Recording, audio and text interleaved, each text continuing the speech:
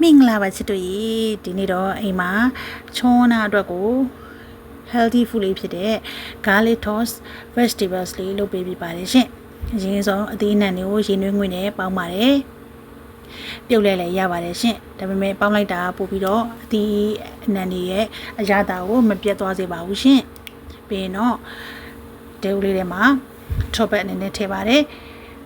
ကျက်သွန်ဖြူဝိုင်းလေးလီတာထည့်လိုက်ပါတယ်ကျက်သွန်ဖြူလေးမွေးလောက်အောင်နည်းလေးထောပတ်လေးနဲ့လိမ့်ပေးလိုက်ပါတယ်မင်းကတော့ premium ထုတ်တဲ့ပြိုဝါဂီကိုသုံးထားပါတယ်ရှင်ဒါကတော့ခုနကပေါင်းထားတဲ့အသီးရွက်ထည့်ပါတယ်စားနဲ့ဟင်းခတ်မှုလေးထည့်လိုက်ပါတယ်ပြီးရင်တော့ထောပတ်နဲ့သီးနှံလေးတွေကိုနှက်စအောင်မှွေပြီးတော့ညှို့ကောင်းမှုလေးဖြူလိုက်မယ်ဆိုရင်တော့အရသာရမ်းရှိပြီးတော့စားကောင်းတဲ့ healthy food လေး